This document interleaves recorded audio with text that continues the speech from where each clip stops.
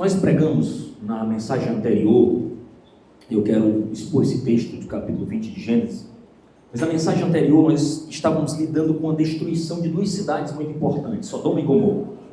Deus olha para o pecado daquela cidade, percebe ali naquele ambiente uma pecaminosidade que chega mal às narinas de Deus. E Deus não fica inerte. Deus não está parado diante da pecaminosidade do mundo. Deus age.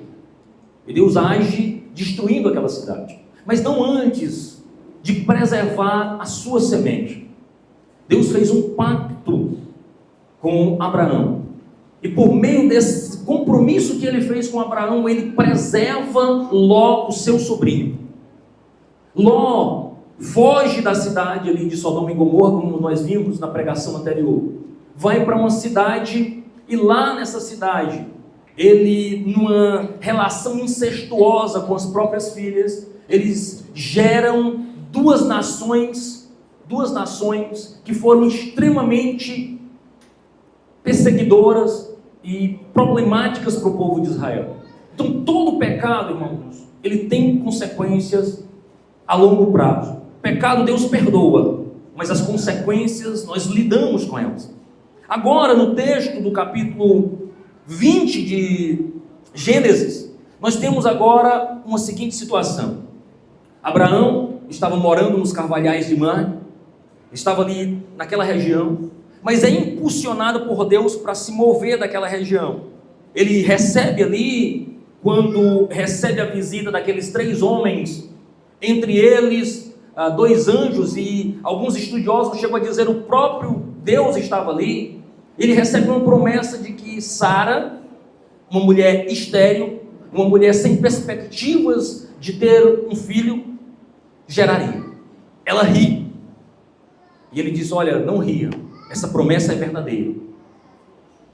E agora a gente vê o tempo passando, e muitas vezes as promessas demoram, porque a gente ouve algo de Deus e pensa: não, amanhã de manhã, cedinho, quando eu chegar em casa, já está no ponto.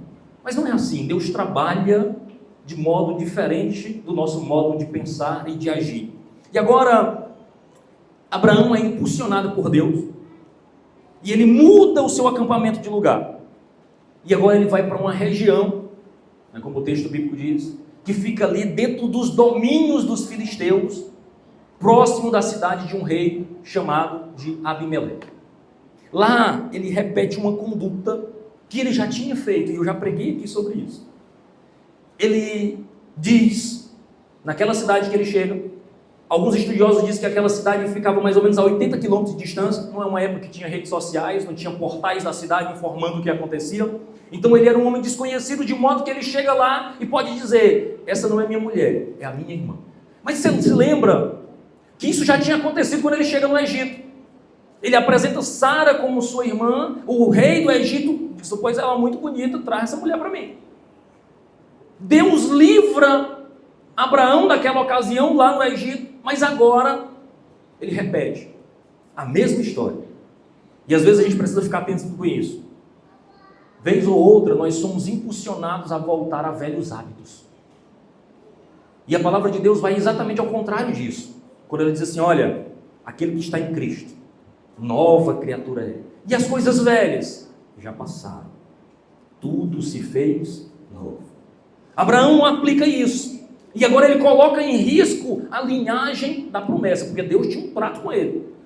Gênesis 12, sai da tua terra, do meio da tua parentela, em ti serão todas benditas todas as nações da terra, eu vou gerar a partir de ti uma semente forte, poderosa, que eu tenho um pacto contigo. Mas agora ele põe em risco esse pacto, essa semente. A gente tem esse potencial, muitas vezes, de ir na contramão daquilo que Deus tem para nós. Quantos aqui não têm promessas de Deus? Quantos aqui não já ouviram Deus falando claramente: eu tenho isso contigo, meu filho, aguarda. E vez ou outra, a gente está virando as costas para a promessa que Deus fez e vivendo a nossa própria maneira. É fácil olhar para esse texto e dizer assim: rapaz, como Abraão, que ouve a voz de Deus, recebe visita de Deus e age desse modo. Mas o fato é que nós somos muito parecidos com Abraão. Estamos ouvindo domingo após domingo instruções da palavra de Deus, e vez ou outra nós estamos seguindo caminhos que vão de contrário àquilo que Deus projetou para a minha e para a tua vida. Querido, essa narrativa vai nos mostrar e que a pecaminosidade humana está presente no coração do ser humano, mas ainda assim, nós também podemos presenciar a misericórdia de Deus. O que diz os versos primeiros? Eu quero começar, e o primeiro ponto que eu quero tratar com você é a repetição do erro de Abraão. Abraão volta a praticar o mesmo erro que ele tinha feito lá no Egito. Diz o texto assim, Abraão, versos 1 e 2, partiu dali e foi para a terra de Neguebe, habitou entre Cádiz e Sul, e morou em Gerar. Abraão dizia que Sara, a mulher dele, era sua irmã. Então Abimeleque, rei de Gerar, mandou buscá-lo. Aqui note a ênfase que Moisés dá. Quem escreve esse texto? Moisés. Moisés gosta de dizer, olha, era a mulher dele. Mas ele não disse que era a mulher dele, ele disse que era a sua irmã. Note a ênfase do texto, ela não está aqui por acaso. Ela está explicando muito bem, para que você entenda por que é a narrativa de Gênesis, meus irmãos. Não é só uma historinha não, é Moisés nas montanhas ali do Jordão, prestes com aquele multidão de povo. Tem mais de 1 milhão de pessoas com ele, saídos do Egito. E agora estão próximos a receber de Deus a promessa da terra prometida. Você que é um leitor bíblico, entende muito bem a peregrinação do povo saindo do Egito, passando 40 anos no deserto. Então, finalmente, eles chegam às portas de receber a promessa de Deus. E o que Moisés queria com isso? Garantir que o coração do povo não seria um coração mentiroso e eles não iam contra a verdade de Deus. Então aqui uma instrução, ele dizendo assim, olha, veja a vida de Abraão, nosso pai. Esse homem errou, esse homem não confiou em Deus. Então não façam desse jeito. Nós vamos entrar numa terra essa de quem? Dos próprios filisteus. Eles estavam voltando à geografia que Abraão, há anos atrás, tinha passado por ela. E eles corriam o risco de praticar os mesmos erros. Não é assim muitas vezes? A gente acaba praticando os mesmos erros. A gente acaba caindo nos mesmos erros das famílias. Eu não creio em maldição hereditária, eu creio em comportamento hereditário. Você aprendeu um erro na família, você reproduz aquilo que você muitas vezes viu o seu pai, sua mãe, seus avós praticando. E aqui nós estamos diante de Moisés corrigindo a visão daquele povo, dizendo assim, não caiam no mesmo erro de Abraão, confiem em Deus. Não usem artifícios, confie em Deus. Não dê um jeitinho brasileiro, como muitas vezes a gente quer dizer, que não é jeitinho brasileiro, que quem impregnou essa frase é um mentiroso. O jeitinho brasileiro é de gente trabalhadora e que segue a verdade, que tem ética. A gente precisa pensar desse modo. Então Abraão sai dali e vai para a terra dos filisteus. Aí você precisa entender. Aquela região era uma região que tinha muitas secas. Quando ele fala Neguebe aqui, ele faz referência ao Salmo 126. Quantos leram já, né? Renova-me com as correntes do Neguebe. Neguebe era uma região de deserto, mas que aprove Deus. Se você procurar até algum vídeo aí no YouTube, você vai ver quando renova as correntes do Neguebe. É a cor mais linda do mundo. Porque está deserto, está seco, sem esperança. E quando o agricultor vai plantar, ele planta contra a expectativa. Ele não vê nada e planta. É o que o Salmo 126, aquele que vai andando e chorando, levando a preciosa semente, certamente trará os seus molhos com alegria. Ele está dizendo que aquele homem plantou no momento de seca, não tinha nada, era deserto. Mas eles confiavam que num determinado momento do ano, as correntes jorrariam por ali. E ali seria uma terra agora apta para a agricultura. E a semente já precisava estar lá quando essas correntes chegassem, para que houvesse tempo de colheita adequadamente. E aqui ele está indo para uma região de Neguebe. Só que Abraão é um grupo enorme de pessoas. É mais de 500 pessoas com ele. Muitos bois, muitos gados. Ele era um homem poderoso. E precisa de quê? De pastos. E ele se dirige naquela região, que era uma região bem irrigada, aquela região do Neguebe. Mas tudo indica aqui pelo texto que ele não era conhecido do povo de lá. De modo que ele consegue apresentar Sara não como a sua esposa, mas como a sua irmã. E agora ele teme mais uma vez. Porque o grande problema do ser humano são os seus temores. Então por que ele faz isso? Ele faz isso porque ele teme. Então Abraão partiu dali, foi para a terra do Neguebe. E ele dizia a Sara, sua mulher dele, que era sua irmã. Então Abimeleque, rei de Gerar, mandou trazer esta mulher. O que significa isso? Significa basicamente que agora aquele rei era um rei que obviamente tinha muitas esposas, era um hábito da época. Nós estamos falando aqui do Oriente Médio, pensando aqui naquela região. Era comum um homem, um rei especialmente, ter um harém, várias mulheres à sua disposição. E muitas dessas mulheres não era nem por desejo físico que eles contraíam esses matrimônios. Era por questões mesmo políticas. Então imagino que o rei chega e diz, olha, um sheik, um homem com muita gente com ele, com muitos rebanhos, com muita prosperidade, é importante que eu tenha uma aliança com ele. Ele tem uma irmã, aqui Sara já tinha na casa de 90 anos, então não era uma mulher já, não, é uma mulher desejável, uma mulher que eu quero porque meus olhos se encheram de alegria, apesar da Bíblia relatar em diversas ocasiões a sua beleza, que era uma mulher formosa, mas aqui tudo indica que não se trata apenas de ele querer contrair mais um casamento porque achou a mulher formosa, bonita e se apaixonou por ela. Mas a ideia do texto aqui é que eu estou diante de um sheik poderoso e é bom que eu esteja casado com a irmã dele. É bom para ele e é bom para mim. Junta-se as famílias, junta-se as alianças. Em caso de guerra nós temos proteção. Então basicamente era aquilo que gerava lá. Então o interesse dele era basicamente político. Mas veja bem, aqui nesse momento aqui, e é interessante como Deus grava a sua lei no coração do homem, mesmo daquele que não conhece a Deus. Deus tem gravado. Quer saber mais sobre isso? Livro Fator Melquisedeque, de Dom Richardson. É tão belo como Deus se revela à humanidade. E aqui é interessante que Abraão chega lá temeroso, mas naquela região, o adultério, o relacionamento sem um compromisso não era bem visto. De modo que ele chama para si, embora ele tenha um harém, mas todas essas mulheres eles tinham um compromisso. Para quê? Para gerar filhos legítimos. Porque dentro daquele contexto ali, ter filhos fora do casamento era muito problemático. Desde herança, divisão de bens e tudo mais. Então, por mais que eles tivessem várias mulheres, todas elas eram mulheres oficializadas. Né? Eram mulheres oficiais. Havia uma cultura, né, que preservava a ideia, a identidade do casamento, embora torta. Embora que não cumprisse os pré-requisitos de Deus. Porque o projeto de Deus é Gênesis no início, ele diz, deixará o homem, o seu pai e sua mãe, e unirá-se a sua mulher. Não era vontade de Deus um homem casado com diversas mulheres. Mas ainda assim, de algum modo, esses homens tinham em seu coração uma marca e preservavam esse casamento. Embora tivessem ali várias mulheres, Deus ainda conseguia marcar alguma coisa, preservar parte da sua imagem e semelhança no coração daquele povo, mesmo daqueles que não conheciam a Deus. Mas aqui, diante disso, Abimeleque traz essa mulher para si.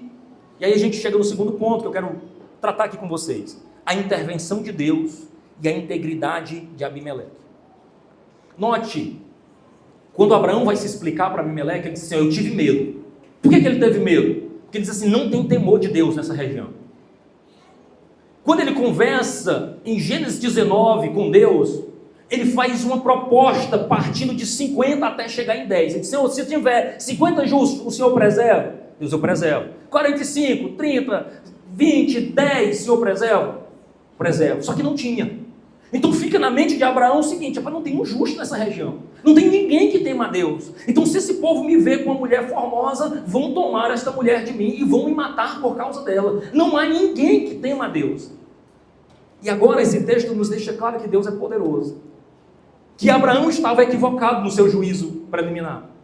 A ideia aqui passada é que Abimeleque temia sim ao Senhor.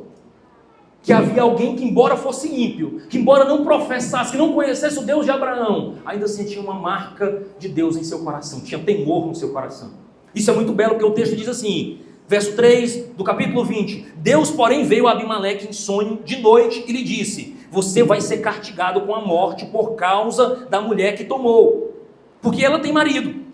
Ora, Abimeleque ainda não havia se aproximado de Sara, e por isso disse, Senhor, matarás até uma nação inocente?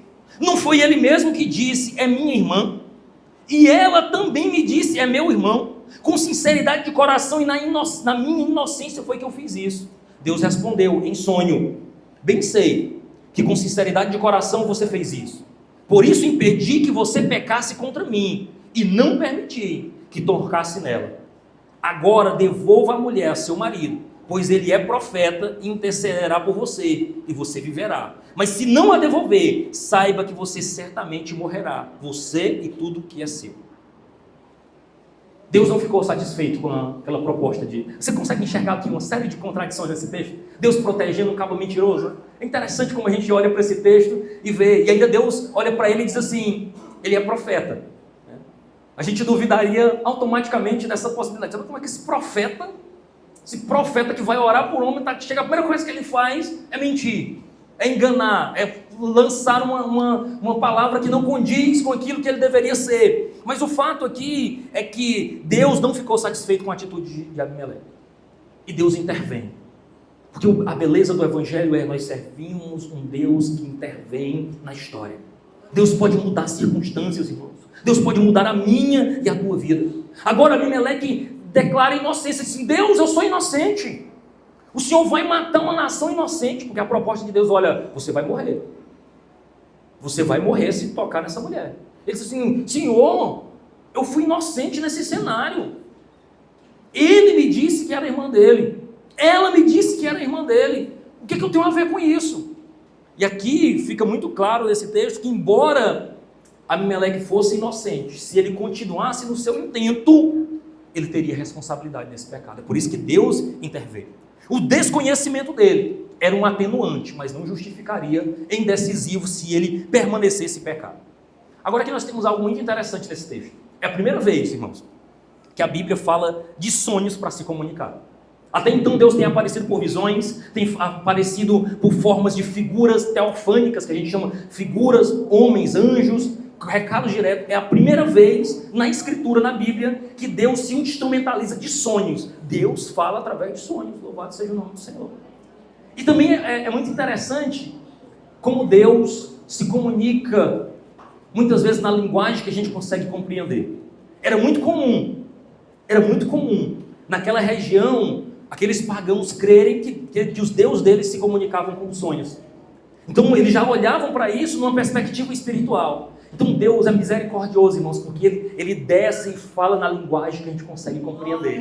Olha que coisa maravilhosa. Como Deus nos ama ao ponto de descer e falar de forma que a gente consegue entender e discernir. Ele se adapta até entre os pagãos para falar o nosso coração. Há várias histórias, irmãos, de lugares que muçulmanos que não têm contato com a palavra de Deus sonham com Jesus.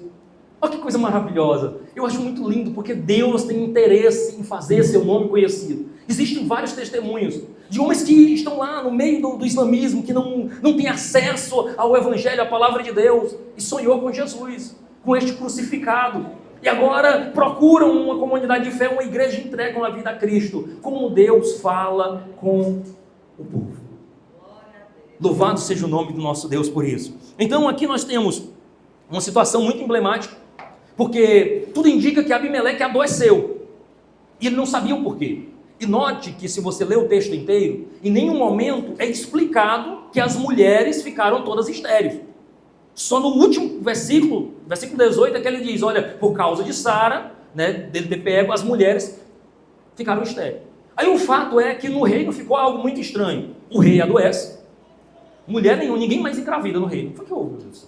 Ninguém mais engravida, que história é essa? Passa um mês, ninguém engravida, não tem ninguém declarando, os médicos olham, ninguém está produzindo, chega, imagino, o segundo mês, o terceiro mês, e nada. Então, o povo percebe a situação, mas não consegue explicar a situação. E muito provavelmente também, era comum naquela ocasião que um rei, ao convidar uma esposa para o seu harém, ele desse o tempo para que um eunuco preparasse ela adequadamente, passasse por todo um ritual, mas tudo leva a crer que Abimeleque não tocou em Sara, não a conheceu, não teve relações com ela, porque ele adoeceu. Olha como Deus intervém na história impedindo. Muitas vezes, irmãos, Deus nos impede de pecar e de agir contra a vontade dele. Como Deus tem nos preservado?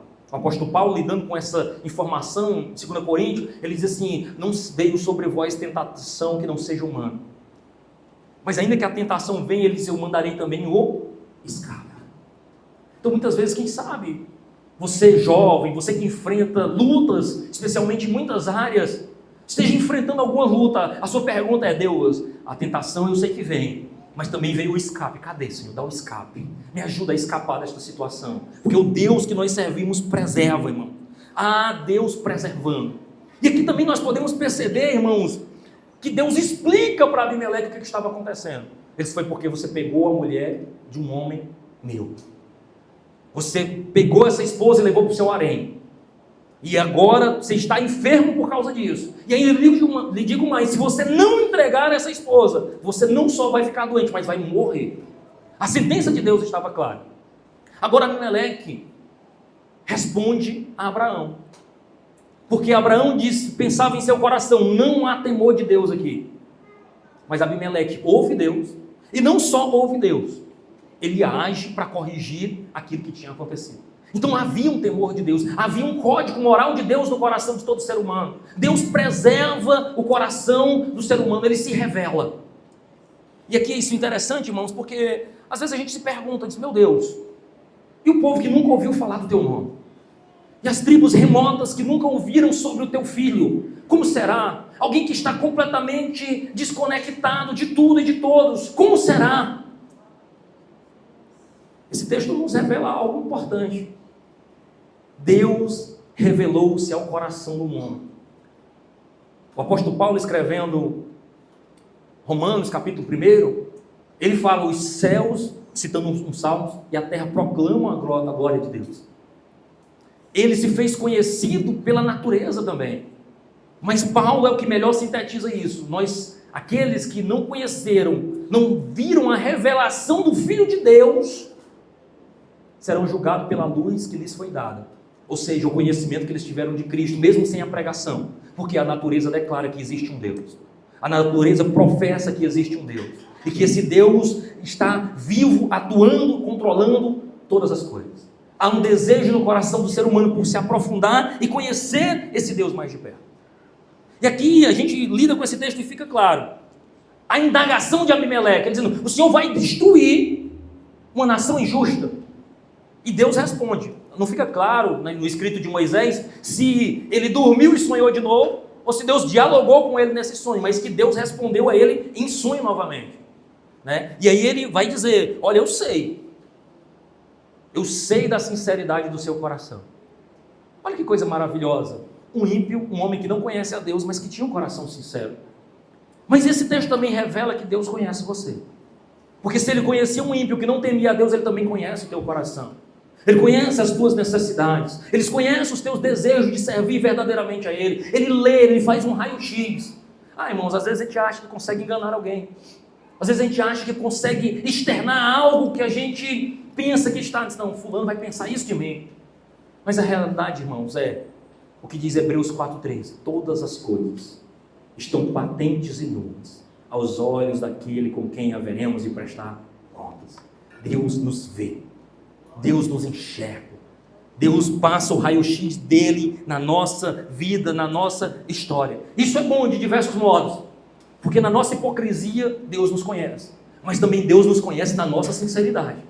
Deus nos conhece quando nós estamos lutando para ser fiéis a Ele. Quando nós estamos lutando para servir mais a Ele. Ele nos conhece quando nós estamos tentando ser justos. Aqui Abimeleque se defende e diz, Deus, eu não sabia. Eu pequei por desconhecimento. E aí por isso que Deus diz assim, olha, eu sei, por isso que eu te preservei. Muitas vezes Deus tem nos preservado, irmão.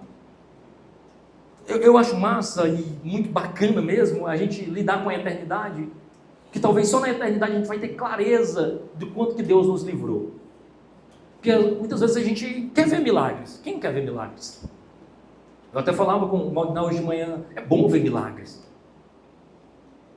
É bom ver Deus curando, restaurando, renovando. É uma coisa magnífica ver essa intervenção de Deus na história.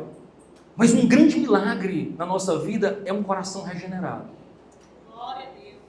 É claro que é ótimo ser curado de uma enfermidade, eu não estou dizendo isso. Mas ter o caráter transformado, a imagem de Deus é maravilhoso. Alguém que vivia de modo depravado, agora o Evangelho entra na sua vida, na sua história, e muda o seu modo de pensar, de agir. Aquele que vivia ali, muitas vezes espancando, sendo cruel com sua família, com sua esposa, agora o Evangelho o redime. E ele passa a ser uma nova criatura em Cristo Jesus. Tem sua história transformada, a história da sua família transformada. Isso é um milagre poderoso. Como Deus nos preserva, irmãos. Às vezes a gente só gosta de contar milagre grande, mas o milagre da preservação, da fidelidade a Deus. Como Deus nos sustenta, não deixando nós cairmos e fazermos as nossas próprias escolhas. Irmãos, nós estamos guardados debaixo da poderosa mão de Deus. Devolva a mulher do seu marido. Essa é a proposta de Deus. Devolva a mulher ao seu marido. Ele é profeta. Olha interessante aqui, né? É a primeira vez na Bíblia também que alguém é chamado de profeta. A ideia aqui do profeta do Antigo Testamento é aquele que tinha um contato direto com Deus. Por que Abraão é chamado de profeta pela primeira vez no texto bíblico? É a primeira vez que a palavra de Deus usa o termo profeta. Porque ele é portador da revelação divina. É alguém que conhecia Deus, é alguém que ouviu o chamado de Deus, é alguém que conversou com Deus, que dialogou com Deus. E ele estava apto, conhecendo os planos eternos de Deus. Abraão não andava errante, Abraão sabia da promessa. Abraão, ao andar por aquela terra, também era um ato de tomar posse daquela terra. Era também um ato de declarar que aquela terra seria da sua descendência. Porque ele, Abimeleque não, ao apertar a mão de Abraão, não sabia do que Deus tinha prometido a Abraão. Mas Abraão sabia, disse: eu estou apertando sua mão, mas saiba, Deus me deu tudo isso. Teu reino, tudo que tu tens, Deus já me deu a mim e aos meus descendentes. Eu tinha uma promessa de Deus sobre isso. Mas ele também conhecia que por meio dele seriam benditas todas as nações. E aqui não era apenas no aspecto financeiro falando, é porque da raiz de Abraão também sairia o Messias prometido, Salvador de toda a humanidade. Sairia a lei, os profetas, um modo de determinar uma vida digna do Senhor. Sairia o povo da promessa. E esse povo da promessa também alcançaria essa promessa também, alcançaria a sua igreja, a mim e a você. Louvado seja o nome do nosso eterno Deus. Agora aqui acontecem algumas coisas interessantes, né? Veja só, ele é portador da verdade de Deus, e Deus diz assim: olha, agora ele é meu servo, ele é profeta, e ele vai orar por você, e você vai ser curado. Abraão ora por Abimeleque, por cura, e também reverte a infertilidade que Deus tinha determinado. Agora, quer saber uma coisa curiosa? Como Deus faz algumas coisas que só Ele explica. Sara era estéril ou não? Agora Abraão, numa oração só, resolve o problema de infertilidade de todas as mulheres de uma nação. Embora, imagino eu, há mais de 30 anos orando pela sua própria esposa, e nada desta mulher ser curada. Olha como Deus faz. Deus muitas vezes, irmãos, usa as nossas feridas para abençoar outros, e nós continuamos enfermos. Paulo vive isso. Paulo diz: Senhor, e esse espinho na carne? Isso, minha graça te basta. Calma, meu filho. Quantas pessoas que Deus curou por meio do seu intermédio? Quantas pessoas que Deus restaurou por meio do seu intermédio? Muitas vezes, irmãos, às vezes Deus nos marca com algumas feridas. E a gente diz: Deus foi para me matar. Não, foi não. Foi para você ser instrumento de restauração na vida de outros. Eu imagino até o coração, como ser humano, Abraão orando, disse: moço, depois eu vou orar mesmo, porque Deus pediu. Porque a minha eu já orei 30 anos aqui para essa mulher gerar um filho, e não sai nada não. Mas se Deus está mandando, eu vou orar. E ele ora, Abimeleque é curado, e reverte-se a infertilidade de toda uma nação. Olha que coisa maravilhosa. Então o texto é cheio disso. Um homem de Deus, que chega, a primeira coisa que ele faz é mentir, enganar Abimeleque. O ímpio, que ele esperava que fosse alguém sem valor, alguém que não temesse a Deus, temia a Deus. Também Deus mostra algumas coisas interessantes, como muitas vezes Deus usa ímpios para nos despertar a consciência. Deus usa aqueles que não conhecem a Deus para corrigir a nossa visão. Deus nos ensina por meio daqueles que não conhecem propriamente a sua vontade, a sua palavra.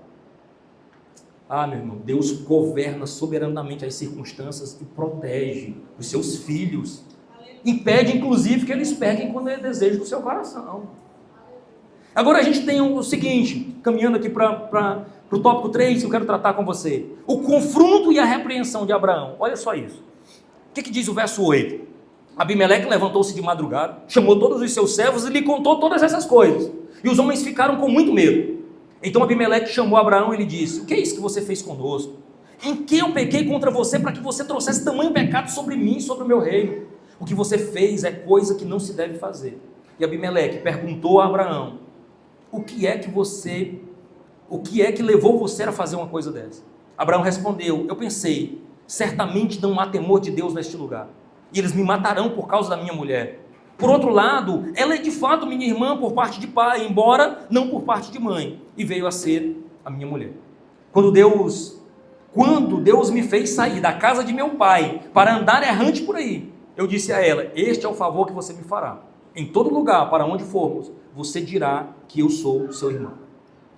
Abimeleque era um rei, obviamente, ele tinha o seu conselho de segurança, ele tem um sonho, ele age imediatamente. Ao ser despertado desse sonho, de madrugada ele corre, reúne o seu conselho de segurança, apresenta as circunstâncias daquela situação para todo o seu conselho de segurança. Em vez dos homens levarem de modo, é só um sonho, isso é bobagem, todos ficam temerosos, todo mundo fica apreensivo, de modo que ele chama Abraão e faz 4 declarações para Abraão, 3 perguntas e uma afirmação. A primeira é: que mentira é essa que você contou? Como é que você chega na minha casa e me contou uma mentira dessa? A segunda, ele diz: eu pequei contra você para que você trouxesse tamanho pecado sobre mim e sobre o meu rei. Foi o que eu fiz contra você. Eu nem conhecia você. Você traz, a sua mentira trouxe consequências. Eu estou doente e as mulheres do meu reino estão todas inférteis por causa da sua mentira. Aí ele faz uma afirmação: você chegou, acampou o seu rebanho, tratei você bem e você atraiu a ira de Deus contra mim. Isso é coisa que não deve ser feita. Eu imagino o cabo já se coçando do tamanho da pressão. E a última, ele diz: o que levou você a fazer uma coisa dessa? Então, que um homem de Deus, irmãos, passando um aperto desse, passando uma circunstância dessa, por quê? Porque não confiou na providência divina de Deus. Disse: Deus, eu estou indo para um rei, o Senhor me sustentou até aqui, o Senhor vai me sustentar mais uma vez. Irmãos, toda vez que a gente tenta dar o nosso jeitinho, toda vez que a gente tenta agir na nossa própria força, toda vez que a gente vai na força do nosso braço, que a gente confia em nós mesmos, confiamos na nossa potencialidade, é um potencial perigo para o pecado e para nós irmos contra a vontade de Deus. Aqui nós lidamos com isso. Um rei pagão repreendendo o pai da fé. Deus muitas vezes levanta ímpios para isso. As explicações de Abraão são as seguintes: eu pensei que não havia temor de Deus neste lugar. Muitas vezes, irmãos, nós pensamos coisas que elas não condizem com a realidade. Muitas vezes nós julgamos um livro pela capa. Muitas vezes nós dissemos: fulano não quer Jesus nunca. Mas o fato é que nós não conseguimos determinar isso. O que nós sabemos é que Deus tem desejo de alcançar e salvar todos aqueles que estão perdidos. E nós sabemos também que o Espírito Santo é quem convence o homem do pecado, da justiça e do juízo. Então, nas impossibilidades humanas, Deus age. Naquele que a gente acha que Deus jamais salvaria, Deus salva. Deus é poderoso para fazer tudo isso, irmãos. Deus tem interesse de fazer tudo isso. E agora Abraão é contrariado na sua expectativa. Pelo contrário, havia um rei que temia a Deus e havia muitos dos seus líderes que temiam a Deus. Essa é a primeira explicação. A segunda explicação, ele disse: olha, não é bem uma mentira, é uma meia verdade. Não é que ela não é total, não é que ela seja minha irmã, é uma espécie de meia irmã. E às vezes, irmãos, a gente gosta de usar meias verdades para lidar com o reino dos céus. O mundo espiritual não lida com meias verdades. Ou é ou não é.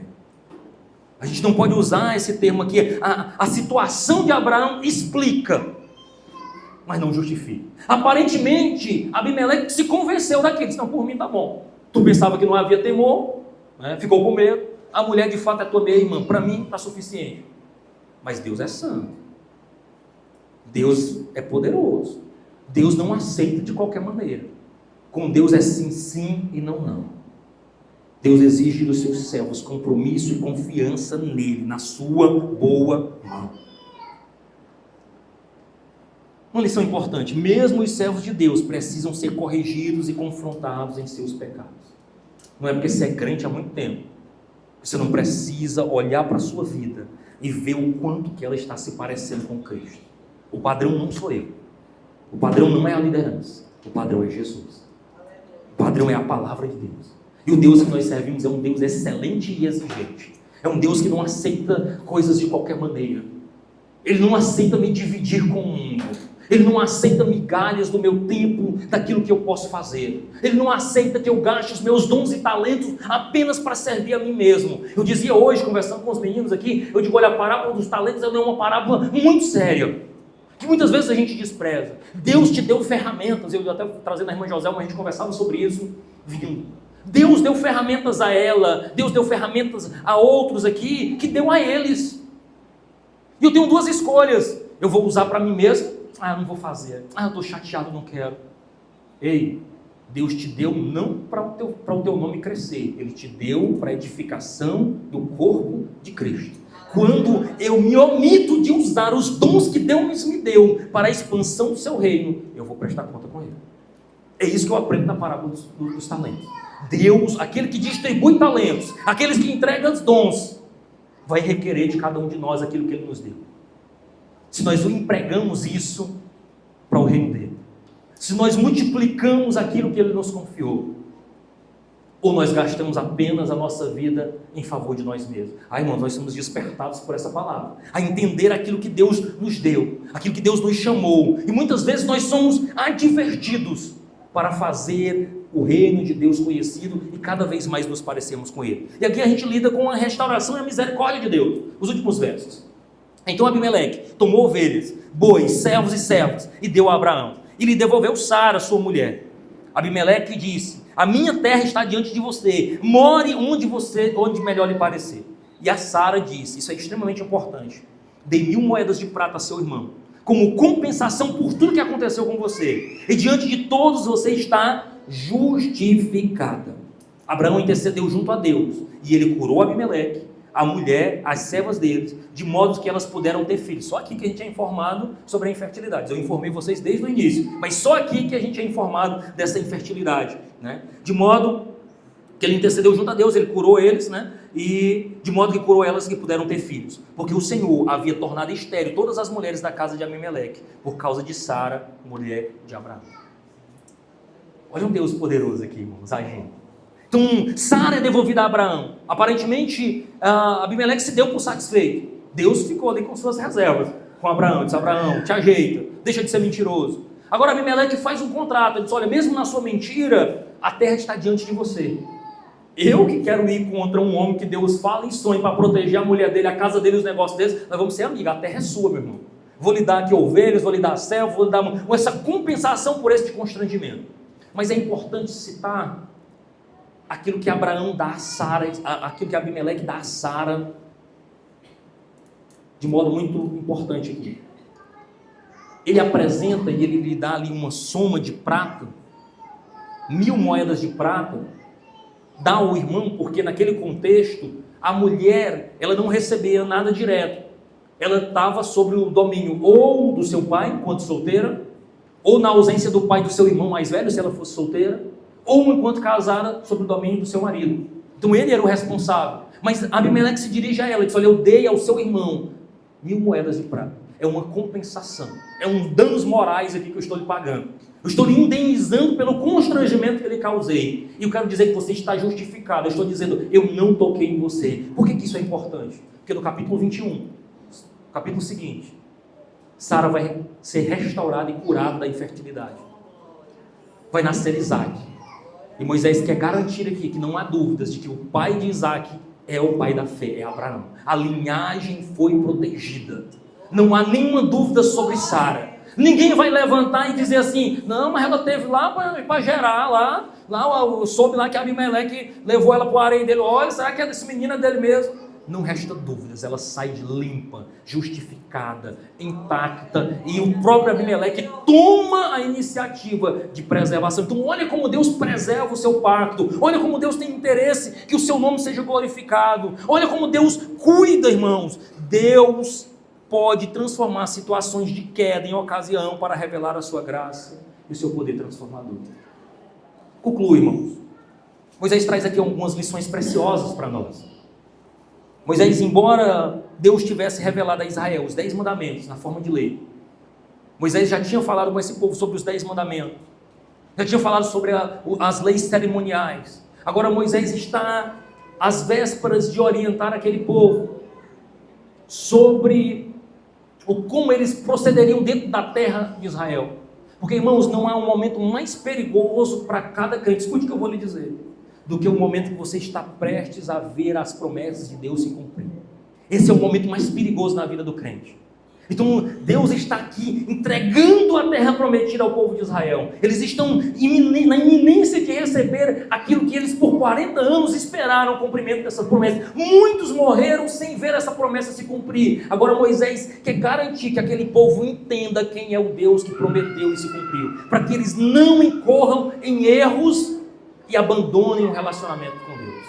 Então veja como Deus é despertado aqui. Mas também aquele povo entende que Deus grava a sua lei moral mesmo na vida daqueles que não conhecem a Deus propriamente dito. Segundo, era a fidelidade de Deus com Abraão, e por causa do pacto que aquele povo estava prestes a entrar na terra prometida, porque Deus guardou aquele povo por amor à promessa a Abraão e Sara. E por fim, o Deus de poder e de misericórdia, ele ouve orações, ele cura por meio da oração, ele reverte diagnósticos médicos, ele reverte a infertilidade, ele transforma. No capítulo seguinte, que é o 21, nós vimos o cumprimento de tanto tempo de espera para Abraão e Sara. Abraão orou, mesmo tendo em casa uma mulher estéril, Deus curou. Agora chegou a vez de Abraão. Em nome de Jesus também vai chegar a tua vez. Vai chegar a hora do milagre na tua vida também. Talvez você tenha visto tanta gente crescer, avançar, tantos milagres acontecendo na vida de tantas pessoas. Em nome de Jesus, vai chegar a tua vez também. O milagre na tua casa também vai acontecer. Vai ser tempo de restauração no teu lar também, para a glória de Deus vivo. Aleluia. É isso, irmãos, que nós aprendemos nesse texto. Creia na providência desse Deus. Não confie em si mesmo, confie em Deus. Não use artifícios para uma vida, para tentar melhorar a sua vida distante de Deus. Confie no Deus que você serve. Algumas considerações cristológicas são necessárias nesse momento. Abraão falhou nisso, mas Jesus não. Jesus não temiu. Jesus enfrentou publicamente a morte. Jesus, no meio da perseguição, no meio da dificuldade, no meio da dor, mesmo diante de um Getsemane, onde ele está ali destruído, sabendo que vai enfrentar a dor, a morte, a cruz, ele não age como Abraão. Ele não usa artifícios mentirosos para se sair da situação. Pelo contrário, ele disse: Deus, se for possível, passa de mim esse cálice, Pai, mas não seja feita a minha vontade, seja feita a tua. E ele se entrega completamente. Então, Cristo é um Abraão melhor. Cristo é o cumprimento dessa promessa. Cristo está de braços abertos para te receber. Cristo enfrenta a cruz publicamente por você. E Ele também te convida a declarar publicamente também que Ele é o teu Deus, o teu Senhor e o teu Salvador.